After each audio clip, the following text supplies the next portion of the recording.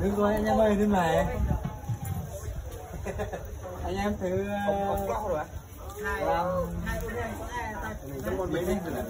được làm rồi. Không có ôn một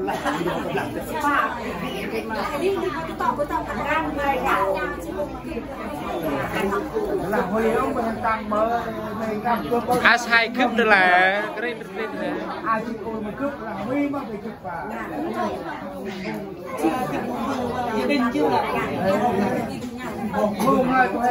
chỉ bơi nhạt thật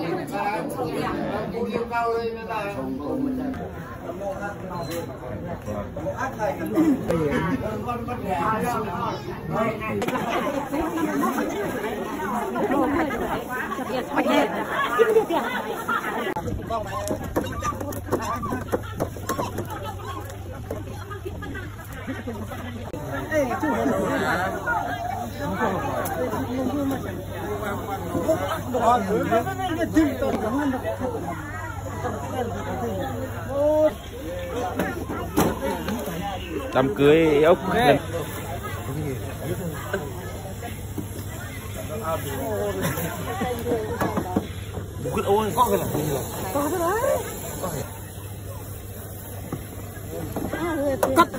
hôm nay cả làng có tiệc đám cưới nha mà nên là giết heo,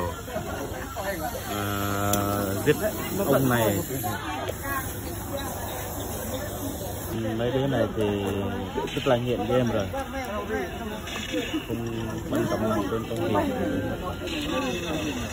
Ra ta tầm nắp tầm xô mà nó đấy.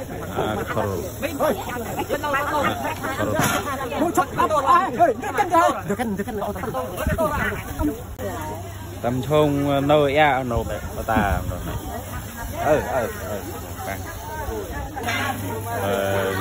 buồn mệt.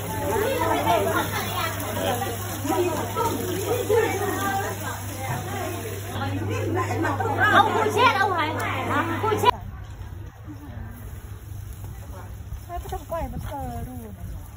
Ôi kêu hả? Một cái chữa tật đây, tức ôm hẳn này, khan hay tới dân này. Được chập tầm nắp tầm xôn tiệc đám cưới như nè bên phong tục mình theo đám cưới nha mà cho xa tầm nắp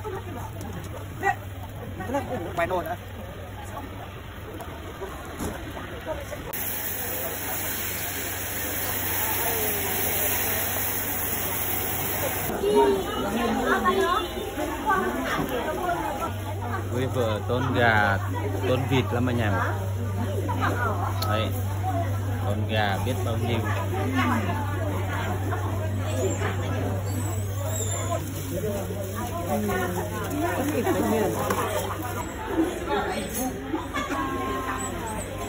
Bên kia là đang nấu sôi nha nè. Đợt này bác chấp bơi à ta? Hả? Chấp vệ. Chấp vệ à bà?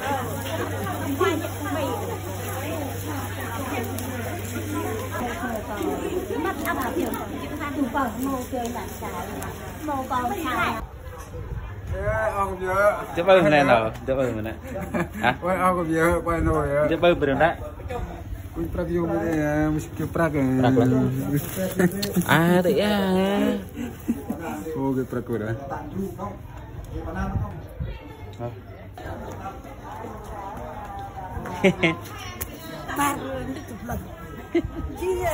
Đây, tao được này à? Đưa chuyện ăn tiền á? Hả? Ơi, chuyện không đưa mẹ. Chào chú đâu à ơi. Ơi, chi nha, chi à?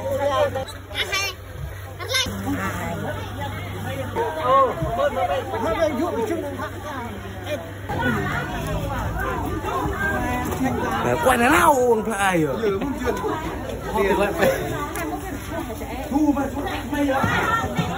Đây là heo cho nhà gái nha. 2 con heo.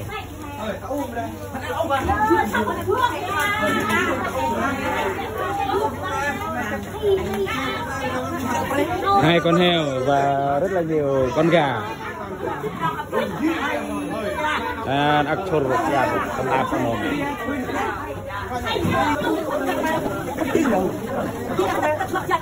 Đám cưới là phải nhiều heo, nhiều gà nha bạn.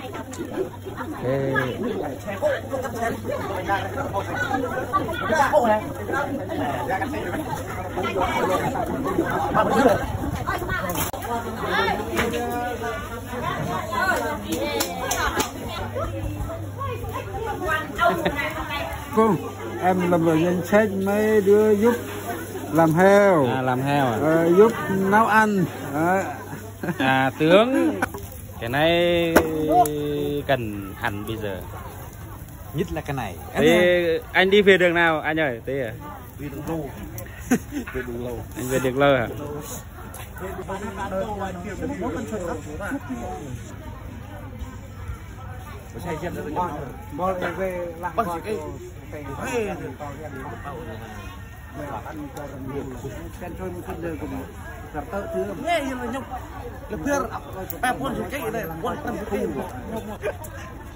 Saya kon lihat. Aku nyebut pada curang.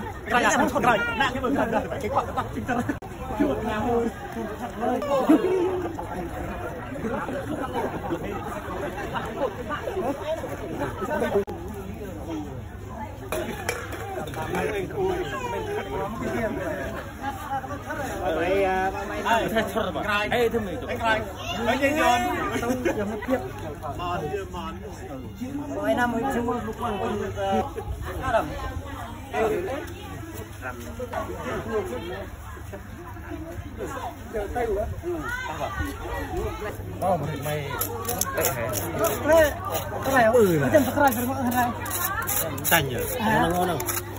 Cái này ngon này anh em này. Toàn các cao thủ võ lâm không ở đây nhầm. Như ông này này. Đấy, với ông này ở Đắk Môn. Ông này ở Budak. Anh điếu mong coi. Lại thêm nữa. Này mới đi chăn heo về.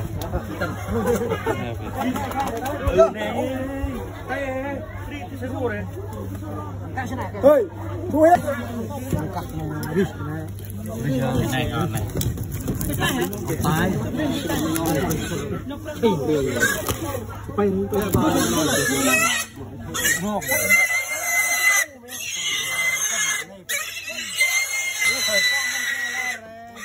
Dưa kan dưa mana memang.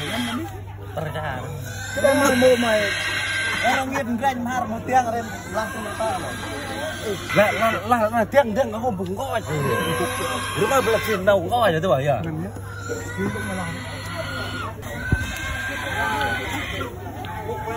Tới giai đoạn luộc gà anh em ạ.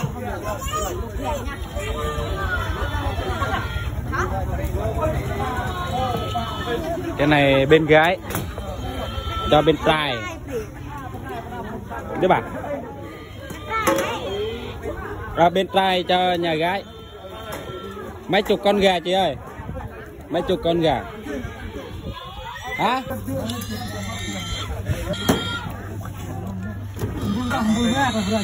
Nó phải làm họ sân này. Nó sắp bữa là cái vùng đó con quanh cái vùng một. Này, nhung ra đi duy này. Bố vào. Yang bernaga này. Kok banyak jot dari.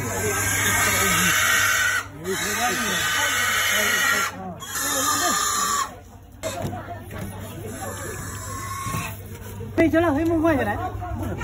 Ya tao mà cũng tận đây là. Bố cái tay. Hả? Không ăn. Hả? Anh đi xà. Thôi đi xà. Ai này? Aku xà của. Bán pada modal lah. Oh, dia ya. Bukan lah. Ya đấy. Không ấy. Ngon. Ngon không? Ngon không anh? Ngon em ạ. Ừ. Ăn thử coi. Heo đồng bào ăn. Heo đồng bào. Ê, hắn là tiếc này à? Tiếc. Gừ. bánh cha thứ mồi to về chân nhà xa bẹt tắt ơi anh bơ ơn bật nái cái lần anh nuôi như là bông cái hẳn hả đây là thay tan ba đứa kia chúng bên chúng mai một kia hả một xe miêu em đây là một miêu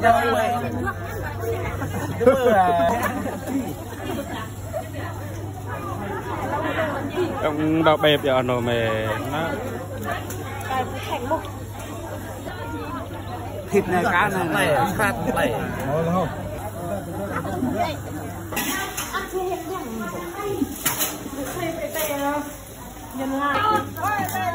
này là tao đi tao đi dừa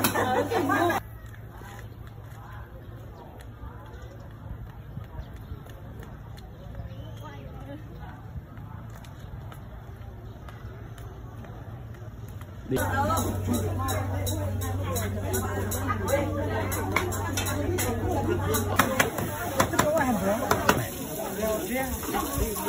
mới xôi lẹp lại nghe được lạ hôi với từng tròn ta mê được giả đó từng tròn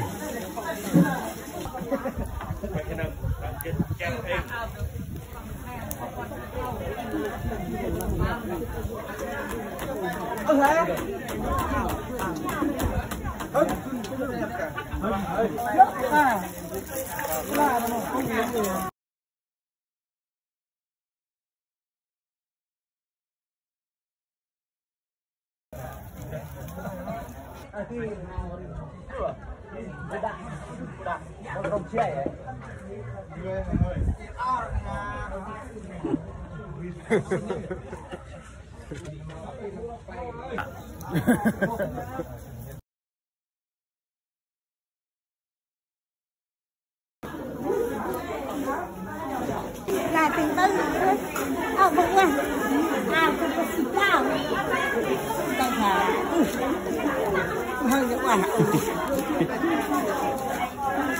hai tấn mấy con chụp tấn nha có má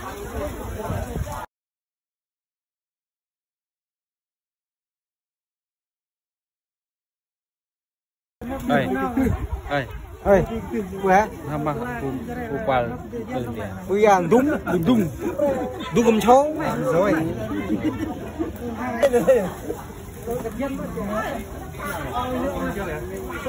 hay phỏng vấn nên bạn này mà can ono nên là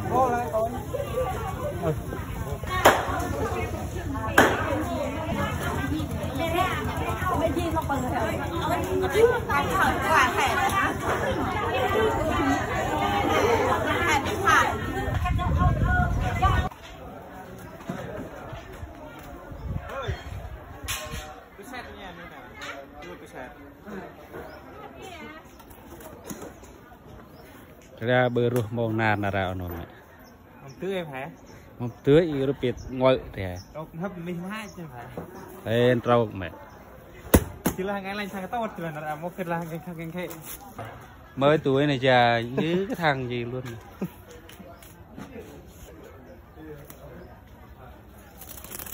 bộ chen là phải áo nó mày bị áo tam luôn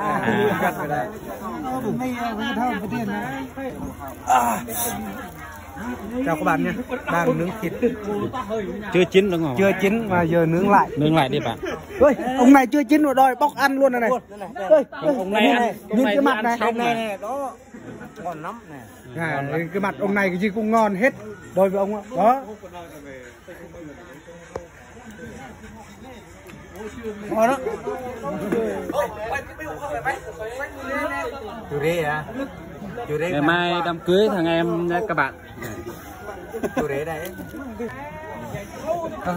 mai đám cưới thằng em này nha. phải đâu chú đề chú nhầm người thôi đây này chú đề là tao làm đúng người rồi thằng nữa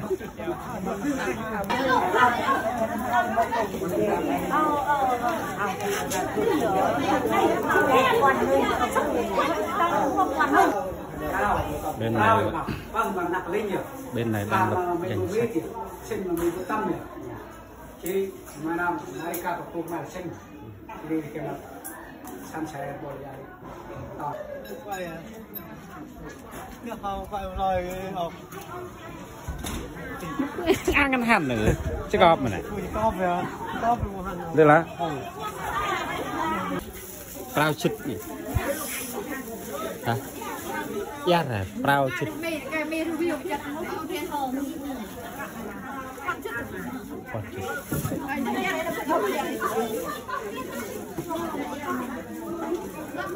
lấy tiền làm gì bạn? đi mua cái than đó bạn ơi, lương cái dối ấy. Tầm nạp tầm thong ở nơi mày yar tầm mày char tầm mày lối ở hen chứ bạn này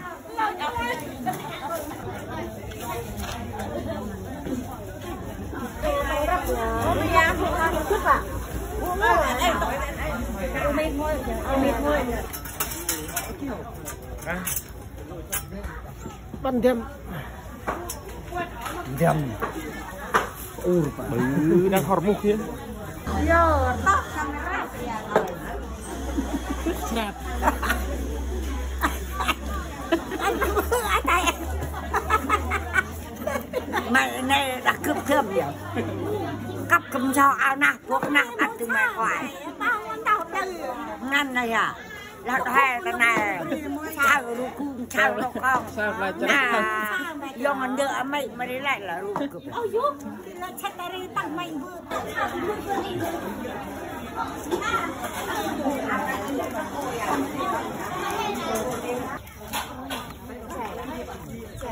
cướp mày quay nó mà thiệt rồi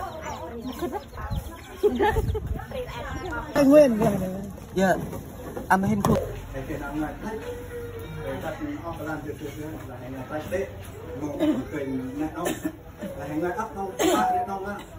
chừng làm mông ta lại cái cái kềm này nhá con trai kềm mà quạt quạt ta lắc no ta không bằng tầm tự nào quạt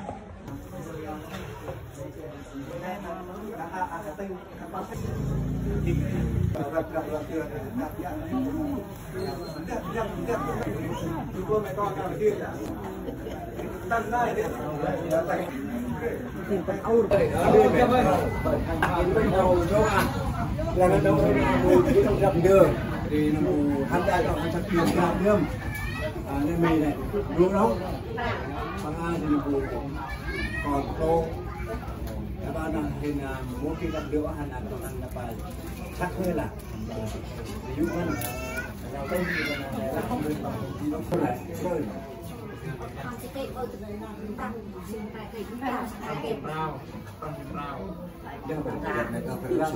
rồi số liệu đi ạ rồi số được ra nào ra quan chức nên dùng được không nào nó hè tiếp dụ thơm trong đưa mù kia cái thông cảm đơm cái mà cái kia nào cái nó pan đơm trong nhập cả cái ai cái kia nào thứ ai nào đây cũng tên là đâu ngủ tên nào cũng sai à chú chú nói là một lô à trên u tên u là đấy chết chết gì không em u đó là tóc u thứ hai là cái sao này không em tóc u hai là thứ hai là không một cái chuyện u này cái này u là u là cái gì u mà là u mà u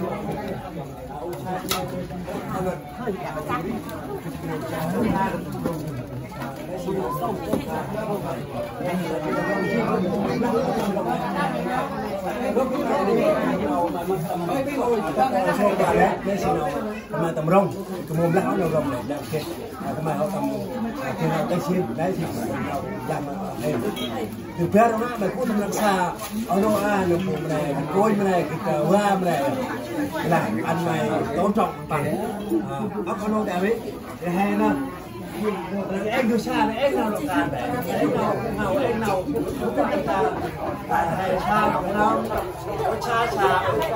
xa cái Hàn Quốc đi đi mà con ta nó mà tôn trọng bằng bằng mình được bằng đá trường mình được bằng cái này hăn mà chỉ Người là con ngoanกำลังจะได้มาใครเลยมาเอ็กมาเป็นงานใช่เลยเป็นออดามันตีลงเป็นออดามันชีรักรู้รักษาแห่ไอ้โอ้และชีวิตเป็นมันเป็นคุณให้ได้ไหมเป็นแกมาตั้งไว้มาเป็นโรงเงินมาเยอะที่รักษาปาราอันเรามันเป็นของที่เนี่ยมันจะแล้วเมื่อกี้เราดูเราเป็นแค่หอกหรือไม่บุตรเราต้องบุตรร้านเราต้องแก้ใหม่โอ้ยโอ้ลำโพงdari mungkin nih kan dari nah wai kan tensi tak wai nih baik tak wai tensi nak kau nih cái đặt điện thoại mày quay mày ăn cái đau cũng ngon chưa ai mới không ăn được chả ơi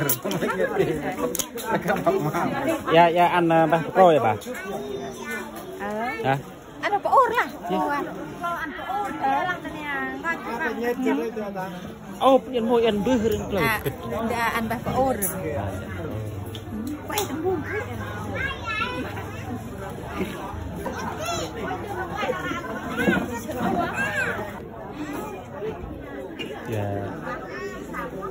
dạ em phải có ổn ăn phục lâu rồi bà em phải phục có ổn ăn phục lâu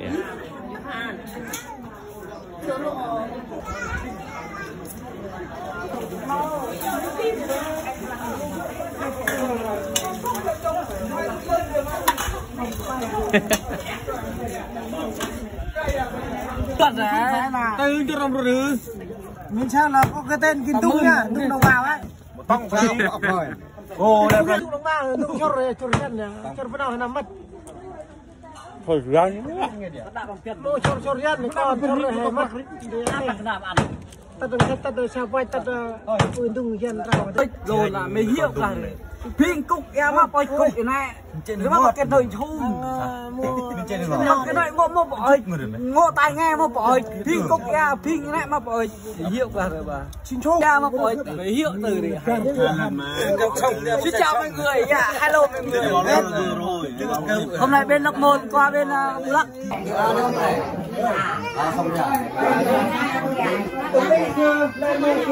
cái anh tôi làm em bự Thưa mình ạ.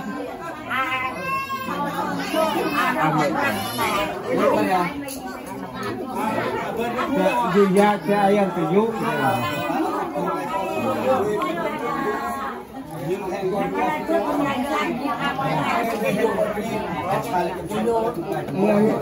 gan mình à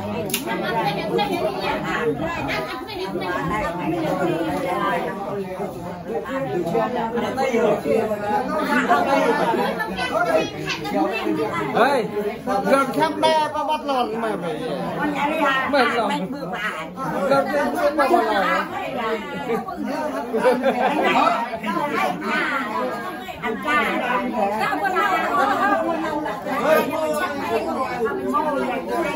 ơi đâu là mẹ bạn làm rồi này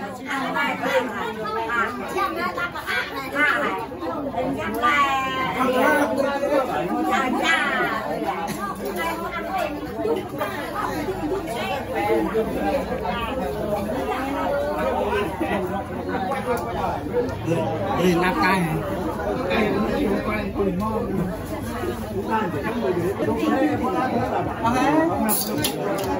mai lúc rồi lo lúc rồi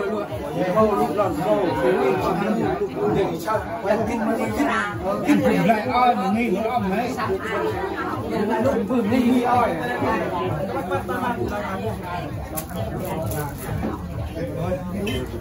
cha mình là một xe này rồi nha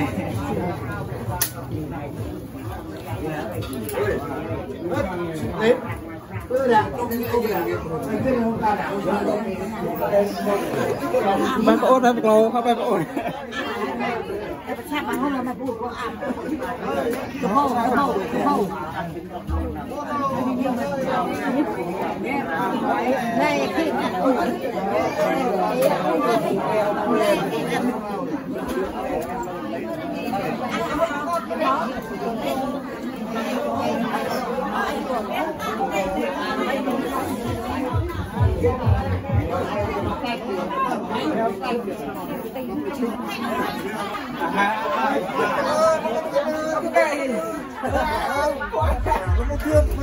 Kamu butuh dia. Kamu butuh. Ah, buat mohon ni.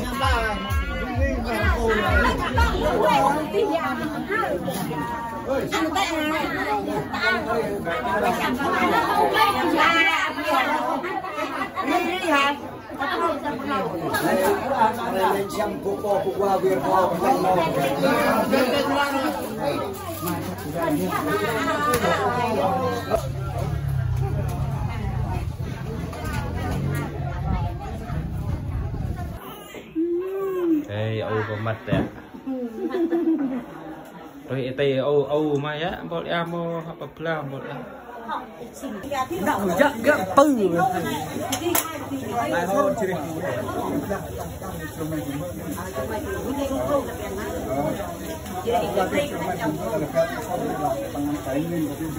Danh sách hả bạn? Danh sách.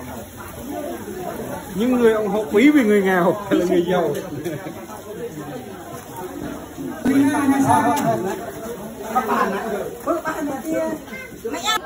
Cưa mày. Quay nhá. Thì thôi vô thường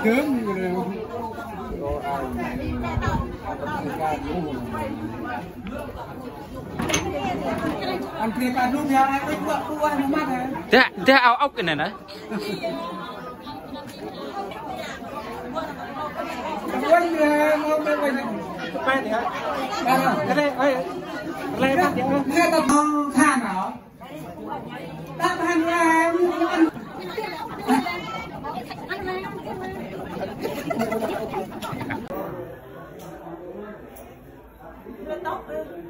Anh coi.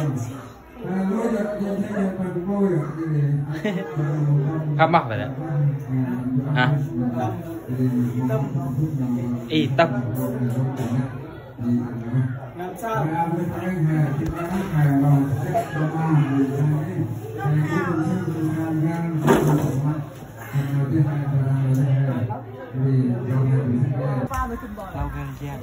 Là gì? Malaysia.